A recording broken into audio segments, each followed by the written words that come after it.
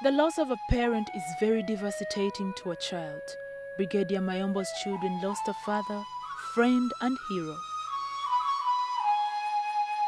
You're still watching Life Stories. We're at the home of the late Brigadier Noble Mayombo, and next on the show we're going to talk to his children, Samora Mashal Mayombo and Shalene Mayombo. Hello. Hello. How are you doing? I'm good, thank you.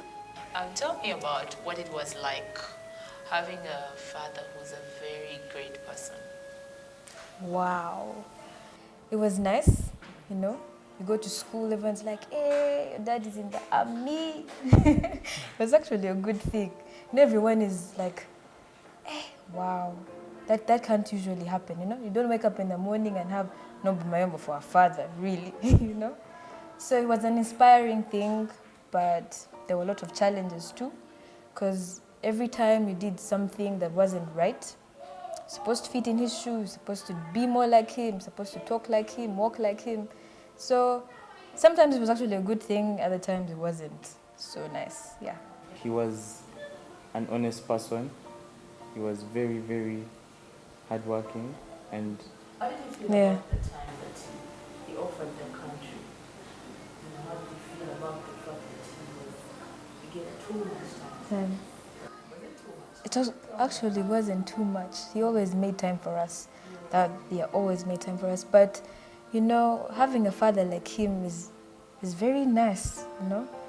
Even after he's dead, the legacy continues. So when he gave in that time and he served as much as he did, it's actually made us very proud everywhere we went, at school. So it was good that he served, you know. What came to your mind when the speculations came up and people were saying, could be this, it could be this? Tell me about it. We were hurt, you know, to know that there might be a possibility that there was foul play in his death. You know, you would think, why would someone want to take away such an awesome person, or want to strip a family of a father, or want to strip a country from a great man that served that well, you know? But that you were made to believe because of the reports. because of the reports, you get confused. Before all you heard was he was ill. You know, when he was ill, we knew he was just ill. Okay, he could get through this, but the papers, the media kept pushing and pushing. So you start to doubt, okay, maybe. With time, you just have to let it go. Because, you know, it was a very sensitive matter.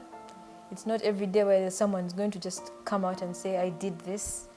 Or, you know, you just have to believe in God and say, what was done was done. He's not going to come back, whether he died because he was ill or because he was taken away from us. Doesn't change anything. The speculations were there, they will always be there. It could actually just have been natural causes, you know.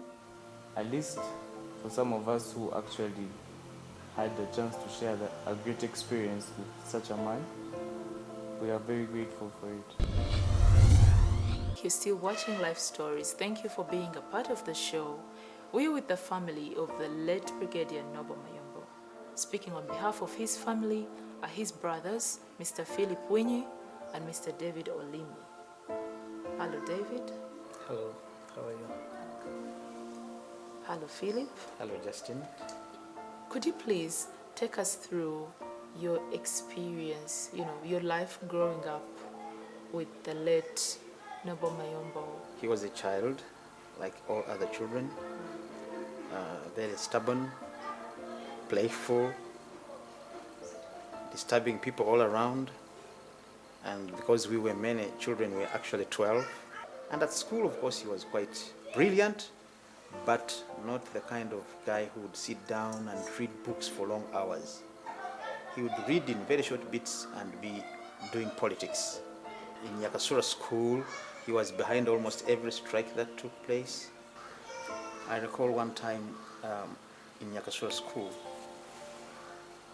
it was April 1st, and at night he told, in the dormitory, he told one of the students in Kasagama house, now you lie down, we are going to cover you with blankets and fake illness.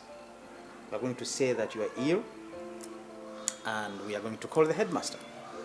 So he walked with a group of other boys at 10 minutes past midnight and called the headmaster and said, one of our boys is dying.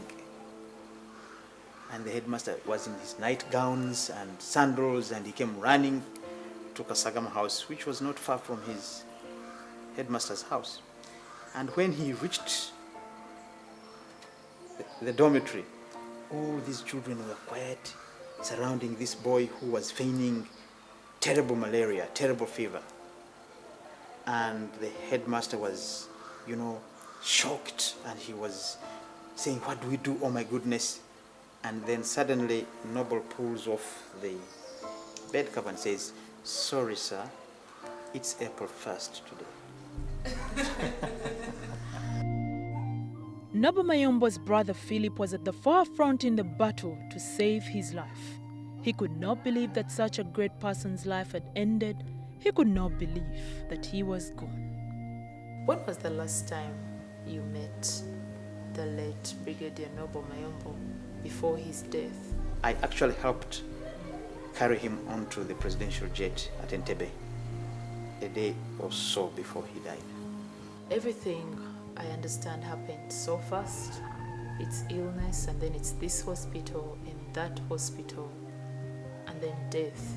What do you make of all this? For me, Justin, quite frankly, when I got the call that he was in hospital, I got shocked, because I knew that there must be something terribly wrong, because I was not used to Noble going to hospital. Well, that is a dark cloud in our mind. Sometimes it's very difficult to try and discuss those issues. But personally, to take maybe the Holy Spirit to be convinced that he died of natural death, because he was a very, very strong man. David, you seem to be very, very dissatisfied. But then it's not unusual for people who are strong to get ill. Did the reports that were going on at that time, and the speculation and everything in the papers, in the press, on the internet, did it drive you to think that there was some foul play, or deep within your heart, in your heart of hearts, you actually thought right from the word go that there is something that is not right? Well, the circumstances surrounding his sickness were they happened so fast that we tried as much as possible to investigate, to discuss with the doctors around, to know what causes this and that and this and that. But the answer didn't come out well as we had expected. How would you have preferred for things to be done to save his life? First of all, I expected the family to be informed of whatever step that they were taking, so that we are in the know of whatever is going on. Two, I expected an immediate response, because he was an important figure in government.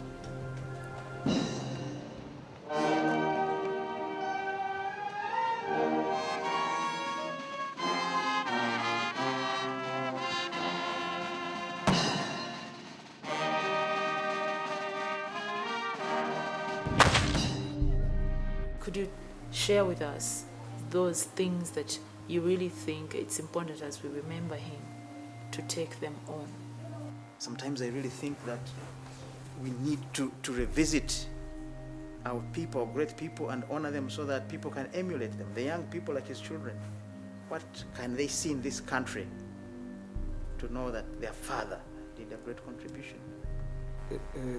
When things happen in life, we should try to look for answers. Let us not just say it happened, God save us, and that's all. We all believe in God. But we must set a precedence for this country. If there is a report, for example, if there is a commission of inquiry into a report must come out. You should know that beyond a shadow of doubt, we think that your brother was a very, very great person. And I know this country lost an asset, but we pray that his legacy lives and his soul rests in eternal peace, and his people are strengthened. Thank you. Joining us on the show today is one of the closest friends to the late Brigadier Noble Mayombo, Mr. Patrick Bitature. How are you doing, Mr. I'm very Patrick? well. I'm very well, Justin. And how are you today? I'm good. So in which capacity did you know the late Brigadier Noble Mayombo? Well, Brigadier Mayombo was a personal friend. We went through school. He was much younger than me, behind me. I was his head prefect at school. We went to Nyakasura school together. And then we worked together in different circles. So, having known him for quite some time, did you notice any virtues about him, even back then in school, that was symbols that he may be as strong as he was or the leader he was? Yes, you can always tell a young chick as soon as hatched that it's going to grow into a fine cock. Noble had leadership qualities. He would question everything. He wouldn't just do the routine. It wasn't business as usual for him. He would question why anything was done. He wanted to know why. You could see that he was one person who was going to challenge everything and try to find a better way of doing things. How can we improve the way we do? Then he could listen. Listening is something many people take for granted. But to be able to lead, it is very important that you listen effectively, not just put your ears there and keep quiet. But he would listen effectively and listen to everybody's point of view and then chart a course. Of course, for him, it was reinforced by military discipline. And discipline is at the heart of everybody who's successful. He was a master with people. Working with hard people, working with easy people. People are different, and if you can't master the art of working with people, getting around people, charming them, getting them on your side, and making them see why it is better to go this way rather than that way. Taking you back to the time of the late Noble Mayombo's death, considering the speculation and circumstances that surrounded it, how do you feel about your friend's death? There's been a lot of speculation and a lot said here and there, but I think all that is rubbish right now. I dispel it, and I think it is just one of those things where we have to accept that the Lord giveth and it's the Lord who taketh. He gave us a brilliant young man. His life was cut short early, and we've got to accept the facts. He got sick. Probably could have been treated better. Probably something could have been done earlier, but all that is now history. We learn from our history so we don't make the same mistakes. But it is just speculative and negative energy to keep saying that maybe somebody killed him, maybe this happened. What matters is to his family, to his friends, is we do not forget his memory. We appreciate the time, the quality time we spent with this great young man, much as it was very little. We wish we'd had more time. And let's learn from that, and let's support his family. Let's build Uganda in the way he thought of Uganda. What big lesson did you choose from this man's, did you gain or learn from his this death? man's life and death? It's good to be bold, and so it's good to believe that we can create change. You don't have to be so many people to create change. Do the best that you can. I remember Noble bending down at one time when he was an ADC to His Excellency the President. It wasn't below him to get down and tie his shoelace. Not to tell the President, sir, your shoelace is tied. He went quickly and tied his shoelace. And that marked the humility in this man, who was to be a great man. That shows you no job is too small. Thank you, Mr. Bitature, Mr. Patrick Bitature, for giving us this ultimate education. I'm very inspired by you, and I hope that so many people struggling with moving on from a loved one will learn from what you just shared with us. Start. I want to be a lawyer like my father when I grow up. I want to be a soldier when I grow up.